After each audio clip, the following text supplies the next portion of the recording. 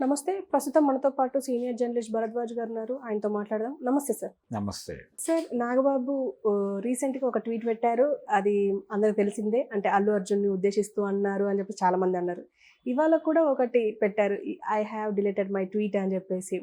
అంటే ఎందుకు అంటే ఏ కాంటెక్స్‌లో పెట్టుండొచ్చు అంటారు? అంటే డిలీట్ చేశాను అని ప్రత్యేకంగా చెప్పక్కర్లేదు ఆయన. ఆ! డిలీట్ చేశాను అని చెప్పటమే మళ్ళీ ఒక్కసారి వివాదాన్ని కెలకటంగా భావించాల్సి ఉంటుంది.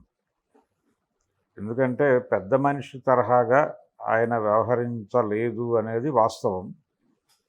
అంటే అల్లు అర్జున్ అక్కడికి వెళ్ళి ఆ పార్టీ తరఫున ప్రచారం చేయలేదు. ఆ పర్సన్ గురించి మాత్రమే మాట్లాడాడు ఆయన. అక్కడ తెలుగుదేశం పార్టీనో లేకపోతే జనసేన పార్టీనో బీజేపీనో విమర్శించడం జరగలేదు. కూటమి గురించి ఆయన ఏ ఒక్క మాట మాట్లాడలేదు. చాలా స్పష్టంగా చాలా నిర్దిష్టంగా తను ఎవరి గురించి మాట్లాడాలనుకున్నాడో రవి గురించి మాత్రమే ప్రస్తావించి వచ్చేసాడు ఆయన. ఇది కేవలం నేను ఆయనకి ఇచ్చిన మాట కోసం వచ్చాను, ఈ మాట చెప్పి వెడుతున్నాను అన్నాడు తప్ప పొలిటికల్ డిస్కషను లేకపోతే పొలిటికల్ డైలాగు చెప్పలేదు ఆయన. జగన్ చాలా గొప్పవాడను లేకపోతే వైఎస్ఆర్సీపీ గొప్ప పరిపాలన అందించిందనో కూడా చెప్పనప్పుడు ఎలా ఆయన వైఎస్ఆర్సీపీకి కట్టేసి మాట్లాడతాడు ఆయన్ని, అల్లు అర్జున్ని, నాగబాబు. గతంలో చిరంజీవి గారు కూడా ఇలాంటి ప్రచారాలు చేశాడు అన్ని పార్టీలకి. అంటే తెలుగుదేశం పార్టీ తరఫున కంటెస్ట్ చేస్తున్నటువంటి అశ్విని దత్తుకు అనుకూలంగా ఆయన వీడియో చేయటం మనం చూసాం గతంలో. అప్పుడు ఆయన ఏ పార్టీలోనూ లేడు ఫిజికల్గా చిరంజీవి.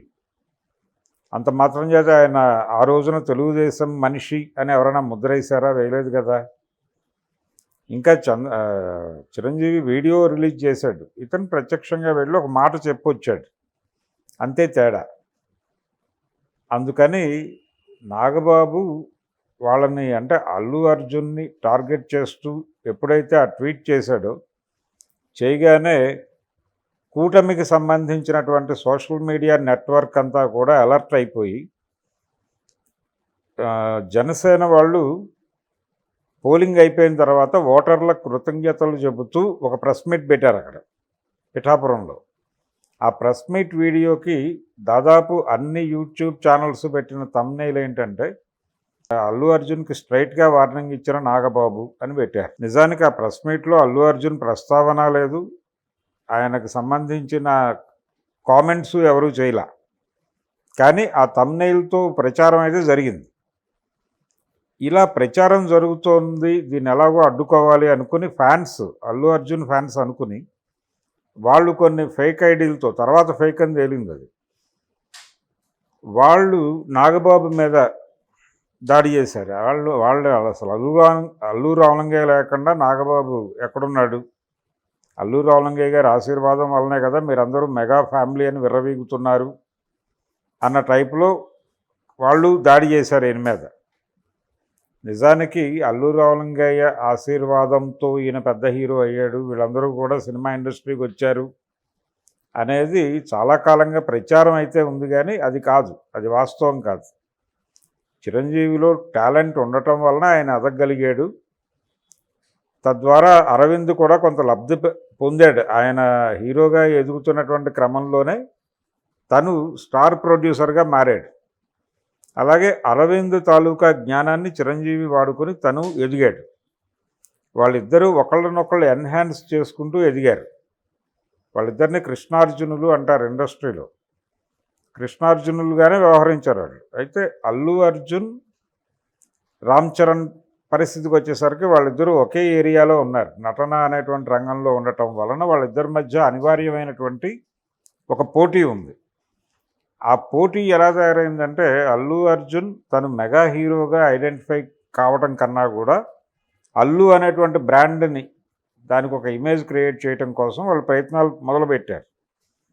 ఈ ప్రాసెస్లోనే మాకు అంటే పొలిటికల్ ఇదేమీ లేదు అని చెప్పడానికి జనసేన పార్టీ పెట్టినప్పుడు అల్లు అరవింద్ గారు చాలా స్పష్టంగా ఒక ప్రెస్ మీట్ పెట్టి పవన్ కళ్యాణ్కి విజ్ఞప్తి చేశాడు, దయచేసి నువ్వు పార్టీ పెట్టడం లాంటి ఆలోచనలు విత్డ్రా చేసుకుంటే బాగుంటుంది అని ఆయన ఒక ప్రెస్ మీట్ పెట్టి హెచ్చరించిన సందర్భం కూడా మనకు తెలుసు. అందుకని వీళ్ళ పద్ధతిలో వీళ్ళు ఇండస్ట్రీ మనుషులుగానే వ్యవహరిస్తున్నారు. అందులో భాగంగానే ఆహాలో బాలకృష్ణ గారు షో చేసినప్పుడు కూడా ఇలాంటి కామెంట్స్ వచ్చినాయి ఆ క్యాంపు నుంచి. వీళ్ళు చిరంజీవికి దూరంగా జరిగిపోతున్నారు అని. మొన్న అల్లు అర్జున్ బర్త్డేకి చిరంజీవి సతీ సమేతంగా వెళ్ళి ఆయన్ని ఆశీర్వదించి వచ్చాడు. మరి దాన్నేమంటారు? చాలా స్పష్టంగా అల్లు అరవింద్ చెప్పాడు ఒక సందర్భంలో, మేము కుటుంబాలుగా కలిసే ఉన్నాం, ఏదైనా సమస్య వస్తే మాకేదైనా సమస్య వచ్చినా వాళ్ళు వస్తారు, వాళ్ళకేదన్నా సమస్య ఉన్నా మేము పెడతాం, అయితే ఎవరి ఐడెంటిటీ వాళ్ళదే అని చాలా స్పష్టంగా చెప్పాడు ఆయన. కాబట్టి ఈ ఇందులో ఏదైనా వివాదం ఉంటే ఈ గొడవకి కీలకం నాగబాబే. నాగబాబు నేను ట్వీట్ డిలీట్ చేశాను అని చెప్పడం కన్నా కూడా ఇంకొక మాట అనుంటే జెంటిల్గా ఉండుండేది. నేను అన్న మాట అనవసరంగా వీళ్ళు తీసుకుని ఏదేదో మాట్లాడేస్తున్నారు, దయచేసి ఈ వివాదం వదిలిపెట్టేయండి. నేను పర్టికులర్గా ఒక హీరోని అనలేదు, ఒక నటుడినో ఎవరిని అనలేదు, నేను ఒక జనరల్ పద్ధతిలో ట్వీట్ చేశాను, దాన్ని అంతవరకే చూడండి, దయచేసి దీన్ని అల్లు అర్జున్కో మరొకళ్ళకో అంటగట్టే ప్రయత్నం చేయొద్దు, ఎవరు కూడా హర్ట్ అవ్వద్దు, నేను తీసేస్తున్నాను, ఎవరికైనా ఇబ్బంది కలిగించి ఉంటే తీసేస్తున్నాను. ఈ పద్ధతిలో కొంచెం జెంటిల్గా గనక మాట్లాడి ఉంటే బాగుండేది. అలా కాకుండా పోస్ట్ డిలీట్ చేశాను అని పెట్టాడు ఆయన. కొంతసేపు ట్విట్టర్ అకౌంట్ డీయాక్టివేట్ చేసి మళ్ళీ యాక్టివేట్ చేసినప్పుడు పెట్టినటువంటి మొదటి టపా అది. డిలీట్ చేశాను అంటే, డిలీట్ చేశానంటే ఎవరైనా ప్రెజరైజ్ చేశారా ఆయన్ని? లేదు, ఎవరైనా మాట్లాడారా? అల్లు అర్జునో లేకపోతే అరవిందో వీళ్ళు ఎవరైనా ఆయనతో మాట్లాడి అంటే ఆయన వచ్చి కాళ్ళ వేళ్ళ పడి ట్వీట్ డిలీట్ చేశాడు అనేటువంటి ప్రచారం జరగడానికి కూడా ఇదే కారణం. అల్లు అర్జున్ వచ్చి అదేమీ కాదు, ఈయనే అనవసరమైన వివాదాలు ఎందుకని వాళ్ళ కుటుంబం నుంచి కూడా అడ్వైజర్స్ వచ్చి ఉండొచ్చు, తీసేశాడు. తీసేసినప్పటికీ ఆయనలో ఇంటర్నల్గా ఉన్నటువంటి కోపం తీరల. అతను వెళ్ళి వైసీపీకి ప్రచారం చేశాడు అనేటువంటి కోపం తీరలేదు. అతను అక్కడికి వెళ్ళి శిల్పా రవి దగ్గరికి వెళ్ళి అక్కడి నుంచి ఒకసారి పిఠాపురం కూడా వెళ్ళి ఒక మాట చెప్పేసి ఉంటే గొడవ ఉండకపోను. కానీ ఆ పని చేయలే. పిఠాపురం వెళ్ళను అని చిరంజీవి కూడా చెప్పాడు బయట, నేను వెళ్ళను అని రకరకాల కథలు రాస్తున్నారు, నేను వెళ్ళటం లేదు అని చెప్పి ఒక సందర్భంలో ఆయన చెప్పాడు. అంత మాత్రం చేత చిరంజీవి యాంటీ పవన్ కళ్యాణ్ అనుకోనక్కర్లేదు కదా. అట్లా ఇతను అల్లు అర్జున్ అక్కడికి వెళ్ళాడు, అతని తరఫున మాట్లాడాడు తప్ప ఎవరినీ విమర్శించలేదు. దాన్ని జాగ్రత్తగా గమనించాలి కదా, కలుపుకుని వెళ్లాల్సిన సందర్భం ఇది. రాజకీయాల్లో ఉన్నాడు ఆయన నాగబాబు.